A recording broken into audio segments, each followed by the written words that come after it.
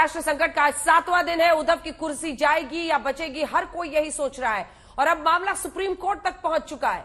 आज supreme court ने जो फैसला सुनाया उस पर एकनाथ शिंदे से लेकर उन 16 बागी विधायकों ने राहत की सांस ली है जिन्हें डेप्यूटी स्पीकर ने अयोग्यता का नोटिस जारी कर दिया था। अब कोर्ट ने शिवसेना के बागी विधायकों को अयोग्य ठहराने पर 12 जुलाई तक रोक लगा दी है।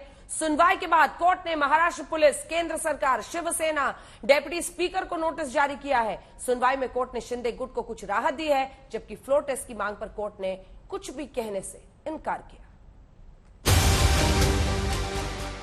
आज सुबह का सूरज उगते ही 3 जगह हलचल शुरू हो जाती है। सबसे पहले असम की राजधानी गुवाहाटी के होटल में शिवसेना के बागी विधायकों की धुकधुकी शुरू होती है। एकनाथ शिंदे समेत शिवसेना के वो बागी 16 विधायक अयोग्य ठहराने के लिए डिप्टी स्पीकर ने नोटिस भेजा। दूसरा, देश की आर्थिक राजधानी मुंबई में सियासी धुकधुकी शुरू होती है, जहां उद्धव सरकार को बचाने और गिराने के लिए पूरा गेम चल रहा है। और तीसरा, देश की राजधानी दिल्ली में हर किसी की नजर सुप्रीम कोर्ट पर टिकी रहती है।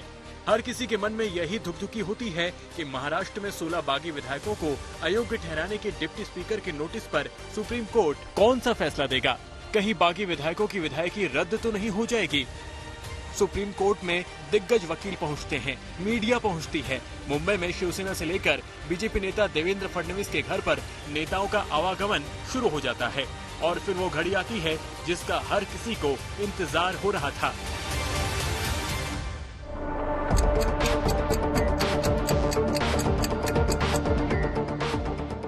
सुप्रीम कोर्ट में महाविकास अघाड़ी सरकार और एकनाथ शिंदे गुट के वकीलों के बीच तगड़ी जिरह होती है और सुप्रीम कोर्ट अपना फैसला सुनाता है। गुवाहाटी में बैठे शिवसेना के बागी विधायकों को अब 11 जुलाई तक भाग दौड़ करने की जरूरत नहीं। सुप्रीम कोर्ट डिप्टी स्पीकर के नोटिस पर जवाब देने के लिए शिवसेना के 16 बागी विधायकों को 2 हफ्तों की मोहलत देता है और 11 जुलाई तक कोर्ट महाराष्ट्र में यथास्थिति बनाए रखने का आदेश भी देता है। अवकाशकालीन पीठ में जस्टिस सूर्यकांत और जस्टिस पारदीवाल की पीठ ने ठीक 2 घंटे की सुनवाई के बाद डिप्टी स्पीकर की भूमिका को लेकर आदेश पारित किया।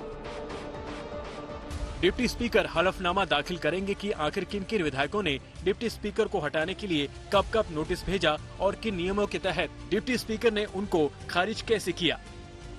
सुप्रीम कोर्ट ने टिप्पणी की कि डिप्टी स्पीकर अपने ही खिलाफ दी गई अर्जी पर खुद ही जज कैसे बन गए। सुप्रीम कोर्ट ने एकनाथ शिंदे और भरत गोगेवाल और साथी विधायकों की दोनों याचिकाओं पर डिप्टी स्पीकर, महाराष्ट्र सरकार, शिवसेना के ठाकरे धड़े और केंद्र सरकार समेत सभी पक्षकारों को नोटिस देकर 5 दिनों में जवाब मांगा।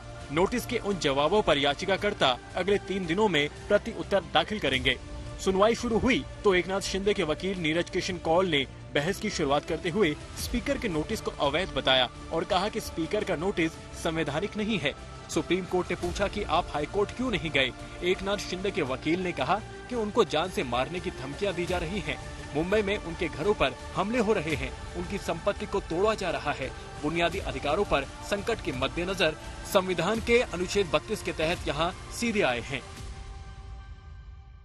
जो 39 MLAs हैं, उनके फैमिली मेंबर्स हैं एटसेट्रा, उनकी लाइफ एंड लिबर्टी को स्टेट गवर्नमेंट प्रोटेक्ट करेगी और स्टेट गवर्नमेंट ने अंडरटेकिंग भी दी है कि वो कर रही है और करेगी भी। अगर फ्लोर टेस्ट की मांग होती है तो क्या कोर्ट आ सकती है? फ्लोर टेस्ट का क्वेश्चन इस पिटीशन का मुद्दा नहीं था और उस पर मैं कमेंट नहीं कर सकता।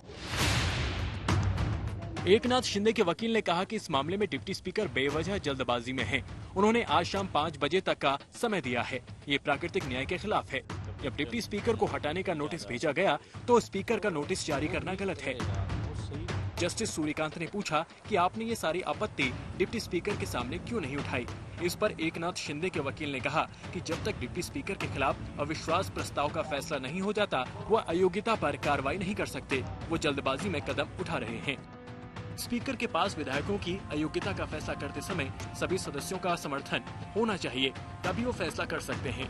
लेकिन यहाँ खुद स्पीकर ही अविश्वास के दायरे में हैं। ये संवैधानिकता के तहत अस्वीकार्य है। इसके बाद अभिषेक मनु सिंघवी ने कहा कि सुप्रीम कोर्ट के पुराने फैसले भी हैं। रेबिया केस में ये भी कहा गया है कि गलत फैसला करने पर भी स्पीकर को फैसला करने दें। अंतिम निर्णय होने के बाद ही अदालत हस्तक्षेप कर सकती है। राजस्थान का अपवाद छोड़ दें तो सुप्रीम कोर्ट ने कभी भी स्पीकर के पास लंबित कार्रवाई पर सुनवाई नहीं की है। उनका अंतिम फैसला आने पर कोर्ट में सुनवाई होती है। देश में किसी भी मामले में एक बार कार्रवाई शुरू करने के बाद अध्यक्ष को कार्रवाई करने से रोका नहीं गया। सुप्रीम कोर्ट ने सीधा सवाल पूछा कि स्पीकर के खिलाफ ही अर्जी दी गई है, क्या वो खुद उस अर्जी पर सुनवाई कर सकते हैं? डिप्टी स्पीकर ने रिकॉर्ड पर कहा कि कभी भी उन्हें पद से हटाने के लिए नोटिस नहीं दिया गया। अगर ऐसा है तो हम हलफनामा दाखिल करने को कहेंगे। वहीं दूसरी तरफ सवाल ये उठता है कि अगर स्पीकर को नोटिस मिला तो क्या उन्होंने उसे खुद ही खारिज कर दिया? अगर स्पीकर ने नोटिस को किसी कारण से रद्द किया तो इसका मतलब है कि वो खुद ही अपने मामले में जज बन गए। डिप्टी स्पीकर के वकील राजीव धवन ने कहा कि स्पीकर को पद से हटाने का नोटिस विधायकों ने अपने रजिस्टर्ड ईमेल के जरिए नहीं दिया। विधायकों ने जो ईमेल के जरिए नोटिस दिया था वो रजिस्टर्ड ईमेल के जरिए नहीं था, वो किसी वकील के ईमेल से आया था। इस पर पीठ ने कहा कि अगर आज हम नोटिस पर कोई आदेश जारी नहीं करते तो डिप्टी स्पीकर के पास हमेशा अधिकार रहेगा अयोग्यता पर फैसले को लेकर। कोर्ट ने सभी बाकी विधायकों को सुरक्षा मुहैया कराने का आदेश भी दिया। अब सबको इंतजार 11 जुलाई का है, जब सुनवाई भी आगे बढ़ेगी और शायद विधायकों के जवाब देने की मोहलत भी।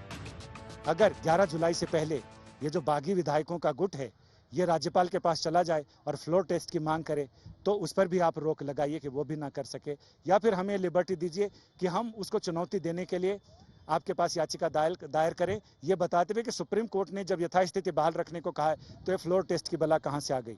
सुप्रीम कोर्ट ने इसमें साफ कहा कि किसी भी नागरिक को यह अधिकार है कि वो सुप्रीम कोर्ट का दरवाजा कभी भी खटखटा सकता है, लिहाजा इसे आदेश में लिखने की जरूरत नहीं है। अब सभी की निगाहें इसी सुप्रीम कोर्ट पर टिकी हैं 11 जुलाई तक। संजय शर्मा, दिल्ली, आज तक।